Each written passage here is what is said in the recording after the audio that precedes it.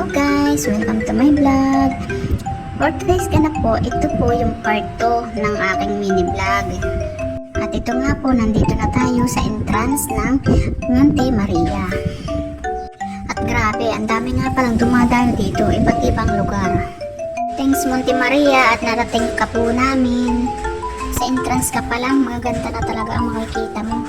May entrance fee nga po pala dito, 20 pesos lang naman. Ito nga, dahil sa dami ng dumadayo dito, nakapila kami para sa pagbabayad ng entrance fee at makahanap na rin ng pagpaparking namin.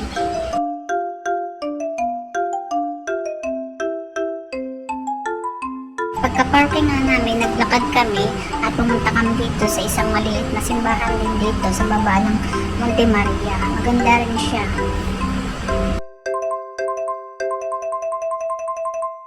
Then, lakad ulit kami ng medyo malayo-layo para makarating naman sa Monte Maria.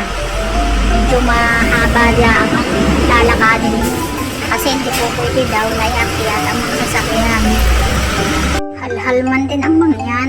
Aray ko.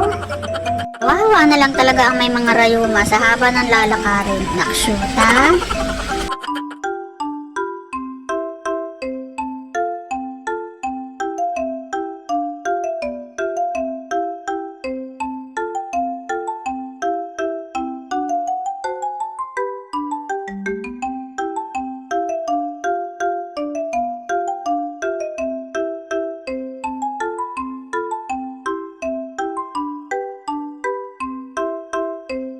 Ito daw guys ang tinatawag na walking glass or glass walking. Hindi naman kami nakapunta dyan kasi sobrang mahal ng entrance.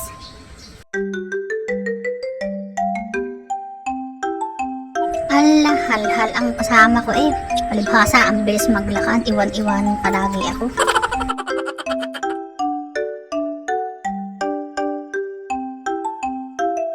Ngaling-ngaling magtatambling na lang ang dini para makarating na agad sa dulo sa daming hagdan na nilalakad.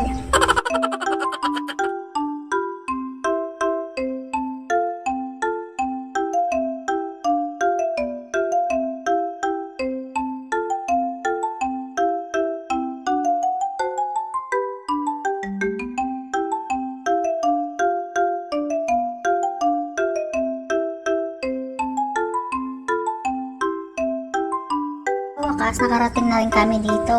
Nakaka-amaze, napakaganda talaga ng pagkakagawa nito. At dito nga, nakapasok na kami. Grabe, ang daming tao. Siksikan talaga. Ganda naman ni Mama Mary. At dito, pumila kami ng pagkahaba-haba para kami makarating dito sa taas ni Monte Maria.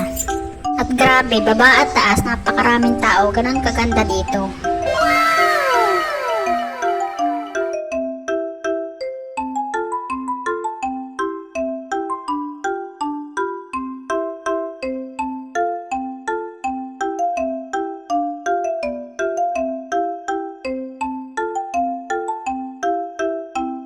Ang ganda-ganda niya, ano mga guys?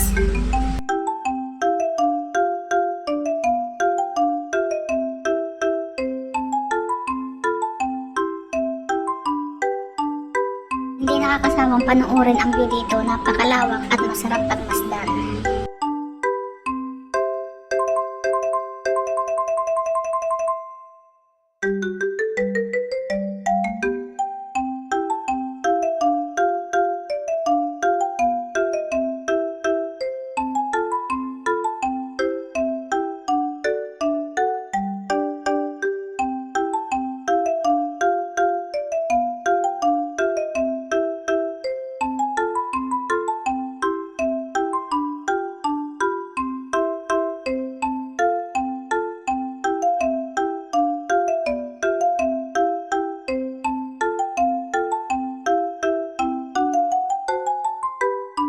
At pagkababa namin galing taas, umattend naman kami ng mass dito sa baba ng simbahan. Real na, naka-attend pa ng mass. Ito naman talaga ang hangad ko eh, yung makasimba talaga dito.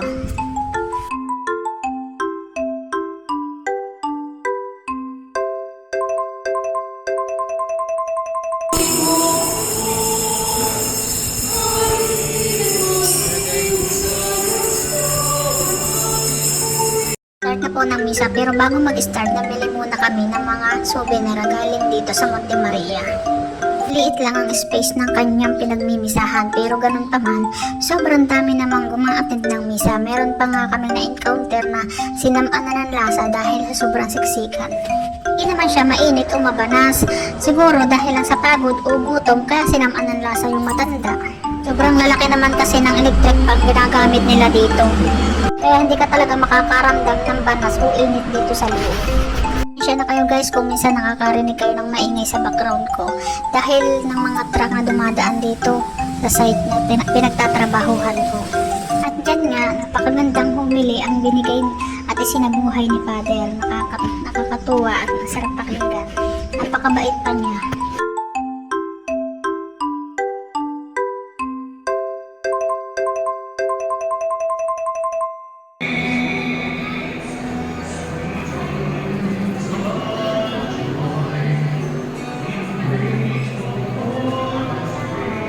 Yan po, nangungunya na kami. Tingnan nyo naman kayo sa sobrang daming tao umattend ng misa. Sa wakas, thanks God, nakaraos ng matiwasay ang aming pag-attend ng misa.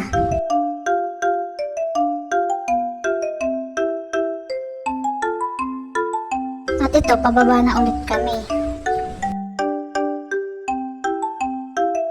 Sarap sanang umakyat sa walking glass, kaso kulang ang budget, baka mabitin kami. Naku, kawawa naman ang mga yan.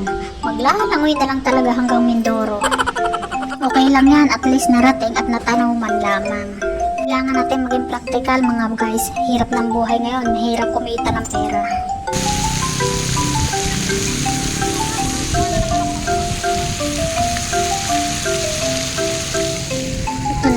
Pandalas na naman sa paglalakad ang sugar daddy ko. Iwan-iwanan na naman ako kaya nagkakanta. Tapilog-pilog na naman ako. Ano daw? Nagkakang-uutal-utal ka na naman. Yung totoo, may pataya ka ba sa wedding kaya may patama ka? Dito naman po, pumunta kami sa tinatawag na La Prasia. Tama nga ba? La Prasia nga ba? Basta yun ang sabi sa akin ng kaibigan ko. Maganda rin daw dito at napaka sarap mag-wish.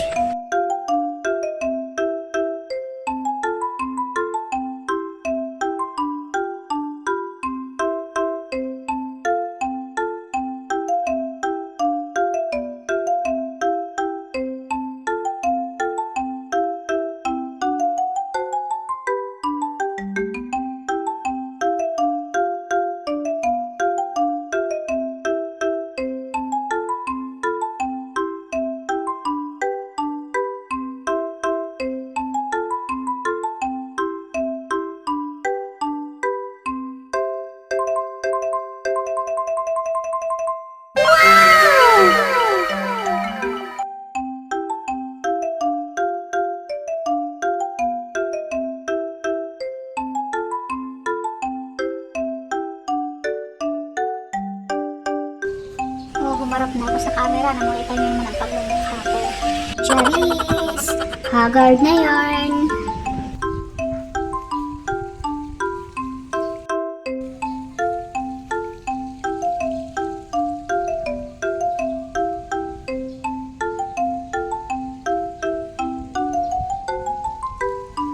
Kagaganda talaga ng mga estatwa ng mga santo dito.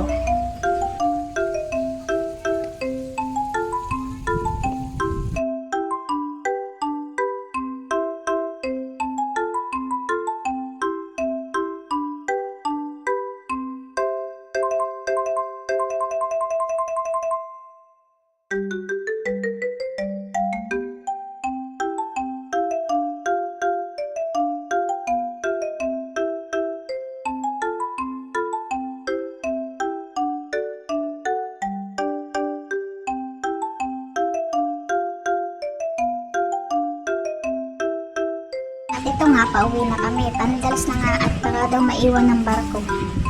Hapon na kasi dyan, kaya kailangan namin makarating agad sa pier para makaabot kami ng maagang biyahe kasi kinabukasan maaga pa rin kami papasok parehas. Siyempre, kailangan natin makatrabaho kinabukasan para sa pamilya. Sayang ang sweldo. Alipin tayo ng salapi, di ba ga? O di Di ba? Ang bilis ng transaksyon. Sa barko na agad kami. Siyempre, pinas forward ko na eh.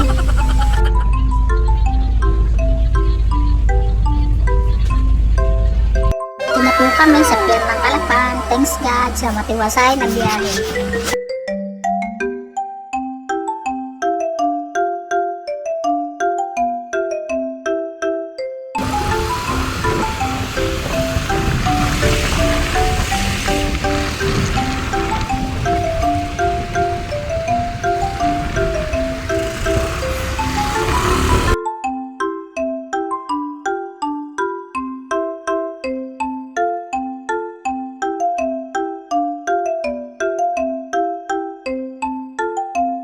Hanggang dito na lang po. Salamat sa panonood. Hanggang sa muli. Bye! Love you!